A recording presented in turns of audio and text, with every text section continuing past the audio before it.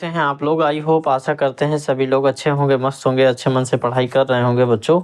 देखिए आज हम पढ़ने वाले हैं क्या टॉपिक पढ़ने वाले हैं प्रेजेंट कंटीन्यूअस टेंस का। ठीक है, प्रेजेंट कंटीन्यूअस के पहले हमने प्रेजेंट इंडेफिनिट का जो टेंस था उसको हमने पूरा फिनिश कर दिया है। और देखिए प्रेजेंट कंटीन्यूअस टेंस की पहचान क्या है।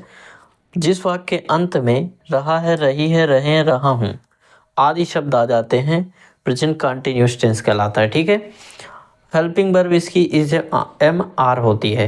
इज एम आर किसका प्रयोग इसमें इसके किस सब्जेक्ट के साथ इज लगाते हैं, किस सब्जेक्ट के साथ एम लगाते हैं और किसके साथ आर लगाते हैं, ये अभी हम हेल्पिंग वर्ब के बारे में बताने वाले हैं। ठीक है, सारा सब कुछ बताने वाले हैं बहुत ही जल्दी। आप धैर्य से वीडियो को देखते रहिए, बनाए रहिए और वीडियो को स्किप मत करिएगा। ठीक है, पूरा वीडियो देखिएगा, सारा टेंस आपको तुरंत एक भी डाउट नहीं होगा। जिसको डर लगता है टेंस से, आज से डर पूरा ख़त्म हो जाएगा।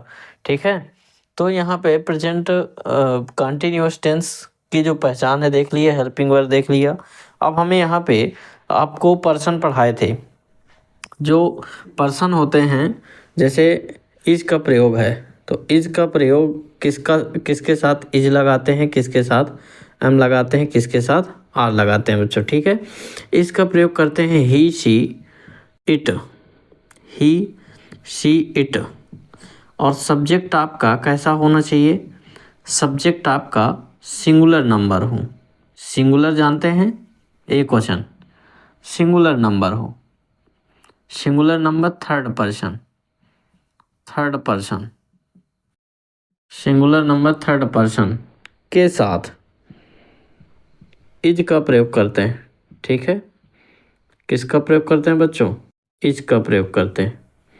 थर्ड पर्सन यानी कोई व्यक्ति का नाम हो सकता है, ये भी थर्ड पर्सन के अंतर्गत आते हैं। ठीक है, सिंगुलर नंबर मतलब एक वचन, समझ रहे हैं।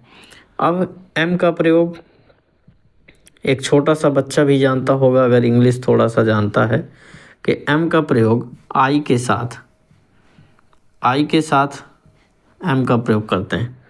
आर का प्रयोग, आर का प्रयोग, आर का प्रयोग बच्चों you we they. Subject plural number, subject कैसा हो? Plural number. Subject plural number के साथ किसका प्रयोग करते हैं?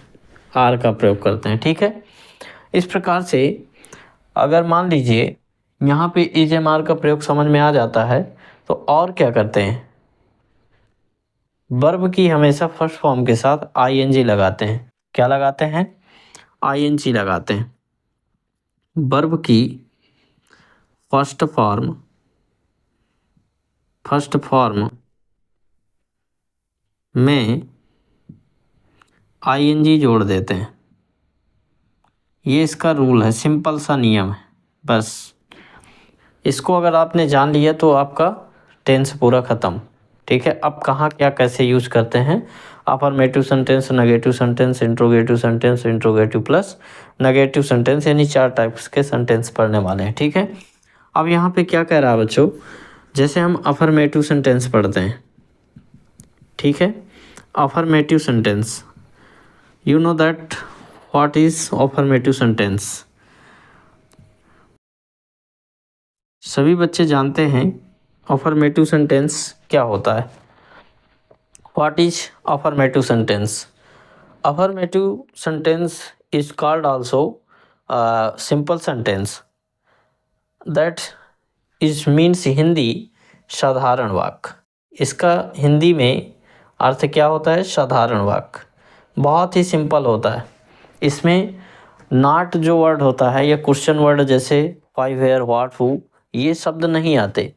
और कोई भी किसी भी प्रकार का नहीं शब्द और क्यों, कहाँ, कब, कैसे नहीं आता। बिल्कुल सिंपल रहता है। ठीक है, देखिए simple sentence make of rule, यानी बनाने का नियम क्या है बच्चों? मेक ऑफ रूल आप जानते होंगे कि सबसे पहले कोई भी दुनिया का सेंटेंस अगर आता है, अफर्मेटिव सेंटेंस है वो, तो सबसे पहले हम शुरुआत किससे करते हैं? सब्जेक्ट से।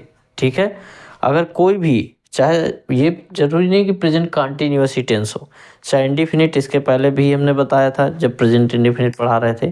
प्रेजेंट इंडिफिनिट में भी जब मेक ऑफ रूल्स अफर्मेटिव को पढ़ते हैं सबसे पहले सब्जेक्ट की मीनिंग बनाते हैं।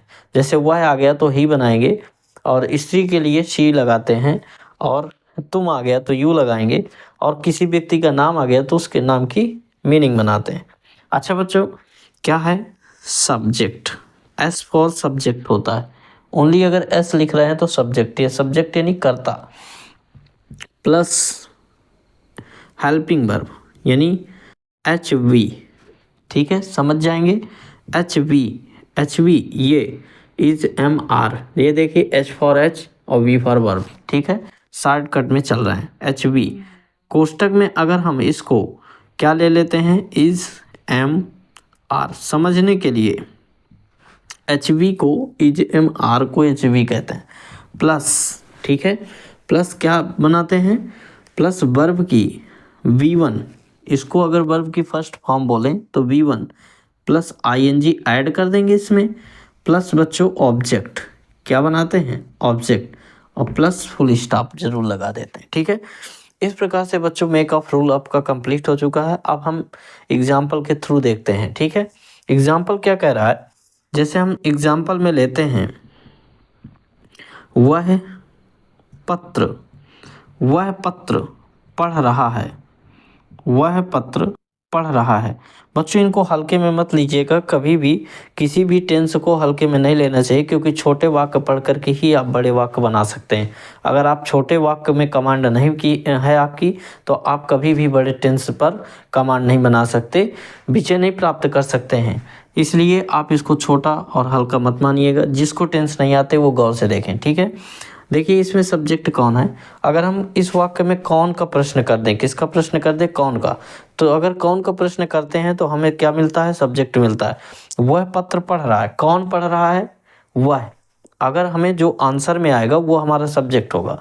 कौन पत्र पढ़ रहा है, वह पत्र पढ़ रहा है, वह, तो वह आंसर आया। यानी कौन का प्रश्न करने से हमेशा सब्जेक्ट ही आता है। तो कौन का प्रश्न किया, वह आ गया।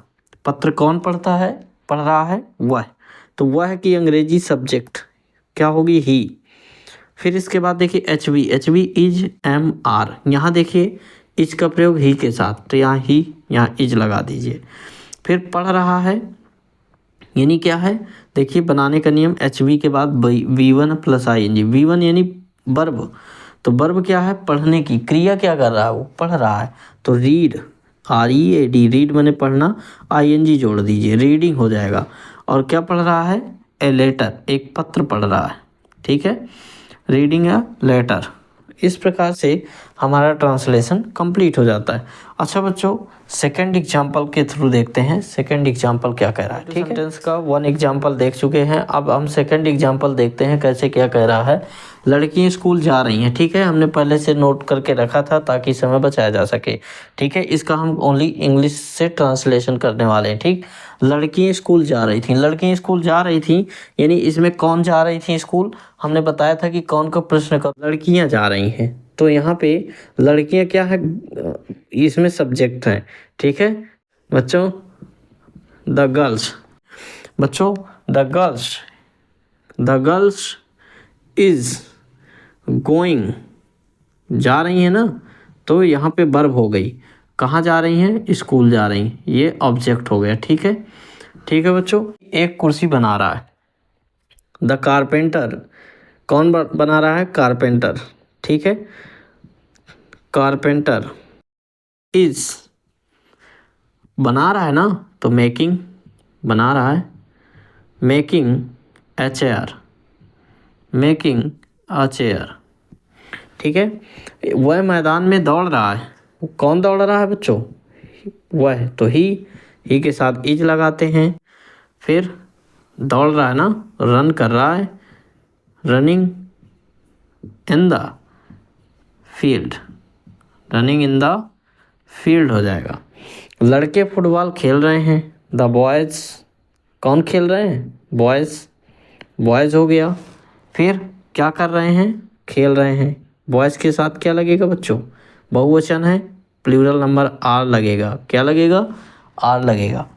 प्लेइंग क्या कर रहे हैं बच्चों, प्लेइंग कर रहे हैं, प्लेइंग फुटबॉल, FOOTBAL। ठीक है बच्चों, इस प्रकार से हम अफर्मेटिव सेंटेंस का एग्जाम्पल कंप्लीट कर चुके हैं। अब हम आते हैं नेगेटिव सेंटेंस में।